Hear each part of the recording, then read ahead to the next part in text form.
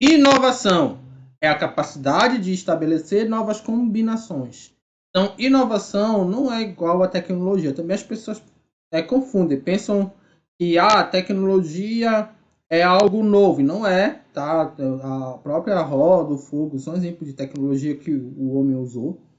Então, não necessariamente está associada a computador ou algo do tipo. E inovação também não é algo sempre associado a essa questão da informática. Então, olha lá. A tecnologia pode ser usada para inovar, mas nem toda a inovação é tecnológica. Então, aí quando a gente fala inovação tecnológica, aquela que advém da tecnologia, mas tem outros tipos de inovações, olha. Inovação no modelo de negócio, no caso de uma empresa, nos processos produtivos, no estilo de liderança, no marketing, no método de aprendizagem. Então, uma empresa ela pode ganhar uma vantagem competitiva não por uma inovação tecnológica, mas por um modelo de negócio que seja mais adequado, ou por uma estratégia de marketing melhor, enfim. Olha outro exemplo aqui, o EduTuber, professor no YouTube. Então, é uma inovação no modelo de negócios. Se a gente pensar, o negócio aqui no canal a gente já falou, é algo informal que gera uma renda. Então, quem tem um emprego de fato pode se dizer que tem um negócio do ponto de vista do conceito de negócio, embora seja muito mais associado com empresa, tá? Mas um professor que tem um emprego, ele tem um negócio porque aquilo está proporcionando renda para ele. No modelo tradicional, ele trabalha para uma empresa e ele recebe seu salário, ou para o governo, enfim. Então, esse seria o modelo de negócio. Eu vou lá, dou aula numa universidade, como eu leciono, e ali tem meu salário. Só que você tem agora professores que atuam no YouTube. Estão usando uma tecnologia, sim, a internet, com a própria plataforma aqui de vídeo, mas tem uma mudança também no modelo de negócio. Porque muitos professores chegam a ganhar dinheiro com cursos oferecidos no YouTube, em outra plataforma. Não é o meu caso, mas no YouTube pode ganhar com monetização no canal, com cursos online oferecidos, com mentorias, enfim. Então, são novos modelos de negócio que possibilitam o professor ter uma renda diferente do que se tinha no modelo tradicional. Aí o professor tem que estar atento para essa mudança, que o mercado tem inovado em termos de modelo de negócio. Também inclui novas técnicas, porque antigamente, se pensar lá nos professores do seu pai, da sua mãe, né? Não sei a sua idade, mas dos nossos pais, da nossa mãe, era operacionalizar. Operar, vou colocar aqui operar. Era o giz, né? O professor tinha que dar aula lá no giz e apagar e ficava aquela poeira. Era a técnica que existia no momento, tinha que ter uma boa caligrafia, nem todos tinham. Agora, isso tem sido cada vez menos usado, ainda existe, mas a nova técnica que precisa saber para atuar aqui como professor online é operar softwares. Operar um software como o que eu estou usando aqui, o OBS, ou como que eu já usei o Ocam, saber fazer um vídeo, uma live, enfim. E as tecnologias, olha, as videoaulas, as lives são exemplos de tecnologias.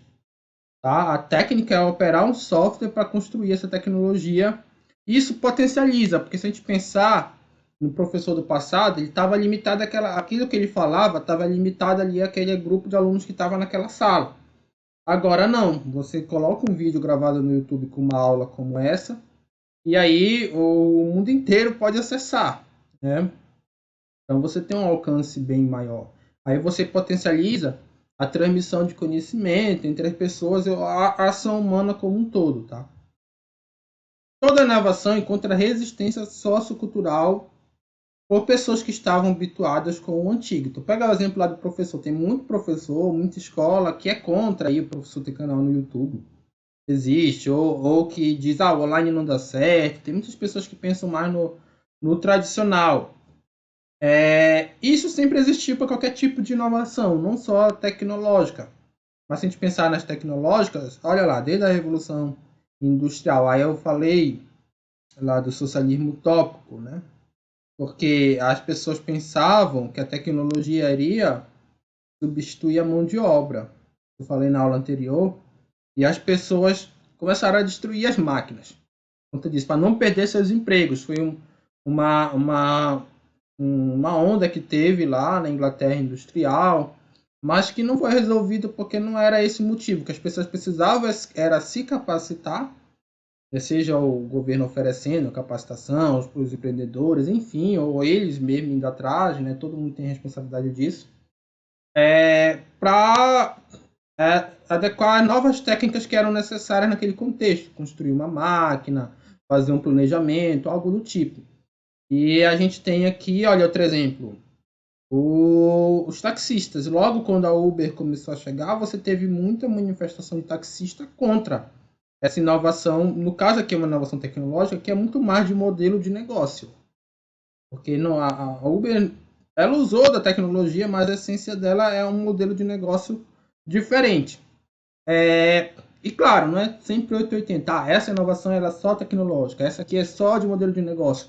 Às vezes é híbrido. O Uber tem disso, né? Um modelo de negócio diferente, mas também com uma inovação tecnológica. Mas é muito mais modelo de negócio porque não foi a Uber que inventou a internet, né? Uma nova tecnologia. Já estava aí alguém teve lá a ideia de transformar aquilo num negócio.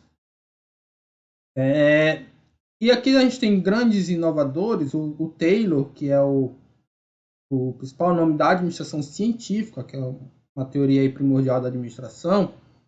Ele foi muito importante para a Revolução Industrial, para a questão da produção em massa. E quando ele conseguiu produzir muito e as empresas começaram a aumentar a produtividade, foi muito questionado se o trabalho não ficava muito moroso dos trabalhadores. Alguns adquiriram Lé, então teve manifestação sindical, tem um filme famoso do Charles Chaplin, que é Tempos Modernos, a gente já falou também disso no canal. E aí ele foi julgado. Ele foi lá, teve que ir lá no tribunal, né, teve que passar por um júri, porque ele foi acusado de exploração, de uma série de fatores aqui. E eu comparo muito com o Zuckerberg, o dono do Facebook, o criador, dono do Facebook. Ele também chegou a ir para tribunal por conta lá do problema das redes sociais, manipulação e tudo mais. Então, sempre quando tem uma inovação, o próprio governo vai ter uma certa resistência, porque e não é que isso seja ruim, né? É que a gente não sabe se de fato pode dar alguma coisa ruim. Né? Às vezes já tem algumas consequências que as pessoas interpretam como ruim, às vezes são, às vezes não são, enfim. Mas é importante também. Só que o que acontece? A lei ela existe com base no que já foi construído historicamente. A inovação, por ela ser algo diferente, ainda não tem lei para regulamentar ela. Então é muito comum os empreendedores atuarem ali bem quase que na linha das leis. Sabe? Porque aquele questionamento, se você está começando a empreender, mas será que isso é legal? Se for um empreendimento inovativo, em termos de modelo de negócio, de tecnologia, isso é inevitável. Os grandes empreendedores sabem disso. Porque não tem como a lei prever algo que você está inovando. Por isso que geralmente esses caras, né, o Taylor, o Zuckerberg, entre outros, eles acabam indo para o tribunal, porque vai se criar toda uma jurisprudência para ver se aquilo lá foi legal ou não. O Estado, geralmente, ele vai querer a parte dele, né? Ele vai querer tributar se o cara começar a ganhar muito dinheiro, um empreendedor. Ele vai querer o tributo dele, aí seja lá a crítica que for. Claro, tem a importância social disso, mas nem sempre é para esses fins, infelizmente. Então você tem essa questão aqui que a própria sociedade, né, institucionalizada pelo Estado, vai aí impor uma certa resistência à inovação. Então é uma resistência institucional, mas a resistência sociocultural ela é muito importante, porque ela dá um limite para o progresso de inovação tecnológica. Né? Então, olha só. E quando a gente fala que sim, esse limite geralmente é uma questão aí de gerações, porque às vezes a tecnologia existe, mas as pessoas têm resistência a usar, tem que esperar uma nova geração para poder utilizar aquela tecnologia ali, porque a geração atual, no momento, tem mais medo de usar por N coisas. Então, existe um limite para o avanço tecnológico, ou pelo menos para o uso da tecnologia pela sociedade humana. Então, vamos pensar nas gerações. Temos aqui as 4 últimas gerações, do Baby Boomers, que são ali os filhos dos veteranos de guerra, lá na Segunda Guerra Mundial. Isso aqui é para o caso brasileiro, o caso americano é um pouco diferente, mas, enfim. Tem a geração X, que é nascidos em 65 a 84. A geração Y são dos chamados milênios, aqui onde eu estou, nascida entre 85 e 99. E a geração Z, a geração atual, nascida a partir dos anos 2000 já. Então, olha só, vem uma notícia dizendo o seguinte, que pela primeira vez na história, a nova geração tem QI mais baixo que os seus antecessores. Então, eu estou na geração da história aqui, de acordo com essa pesquisa, né, que ela teve o QI mais alto da história, porque foi maior do que o antecessor e é maior do que o posterior aqui. Aí o pessoal da geração Z, né, muitos têm nome de Enzo, né, um nome ficou bem famoso no Brasil, eles começam a chamar a gente de gringue. Eu não conheço muito o porquê que é isso, mas eles chamam.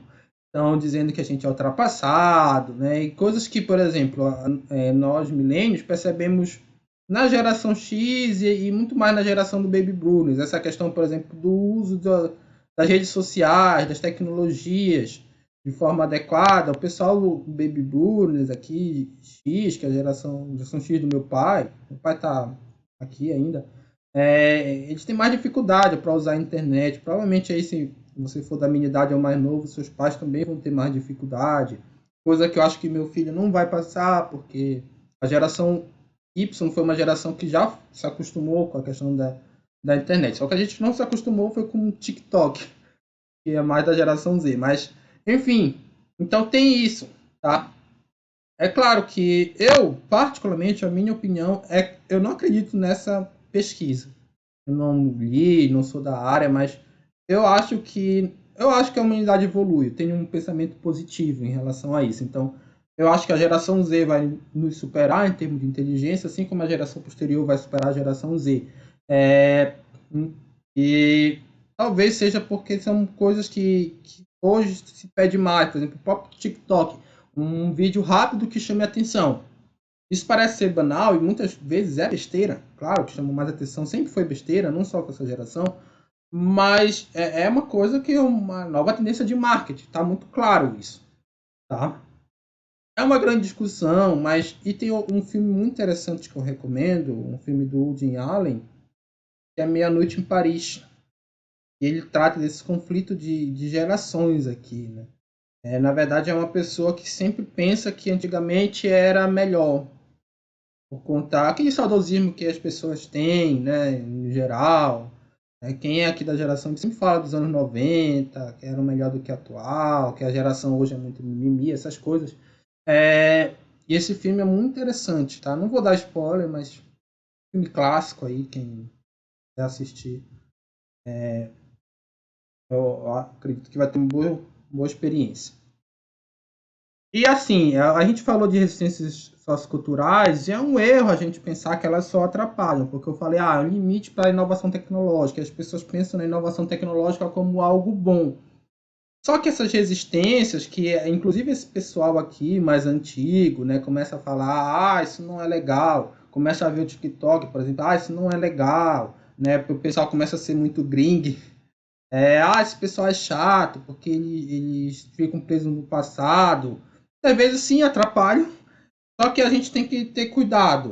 Na verdade, toda corrente conservadora, do ponto de vista ideológico, ela é pautada um pouco nisso. Muitas trazem uma reflexão ética sobre a inovação. Então tem um filme também, um documentário, na verdade, que fez muito sucesso na Netflix, acho que do ano passado, 2021, que é o Dilema das Redes. Então ele começa a refletir e questionar muitas coisas sobre essas redes sociais, Instagram, Facebook. Isso tem causado doença nas pessoas. As marcas têm utilizado aí o Big Data, né, para nos dominar. Enfim, tem todo um filme que é polêmico, porque eu até acho que muitas vezes se trata as pessoas como mero fantoches, como se as pessoas não pudessem reagir. Essa é a minha opinião, mas outras pessoas que são da área pensam diferente. Mas é importante que tenha essa reflexão sobre quais são os limites dessas inovações tecnológicas. Será que elas só trazem um bem? Hoje você tem aí muitas pessoas que acabam sofrendo pelo uso excessivo de rede social, né? Com aquela falsa ideia de felicidade, de que o quintal do outro sempre é melhor. Ninguém praticamente nunca posta foto triste no Instagram, no Facebook, ou quando posta é para conseguir like, as pessoas ficam nessa guerra por like, por curtida, e ficam obcecadas nisso. Tudo bem, é interessante, inclusive se você puder curtir aqui o vídeo, né, apertar o sininho, porque a gente está trazendo aqui um conhecimento no nosso canal, mas as pessoas ficam fazendo outras coisas que às vezes causam danos psicológicos só para conseguir like, entre outras coisas, ou ficam brigando na internet, e tem pessoas manipulando para as pessoas brigarem mais, né? Tem uma selva de haters aí que muitos não conseguem, se começarem a se destacar, entrar na onda. Então tem todos os problemas que vocês, a maioria de quem está acompanhando, que já conhecem. Tá? Então é importante sim essas resistências, são importantes essas resistências. A gente tem que meio que encontrar um equilíbrio aí da inovação tecnológica com certa cautela.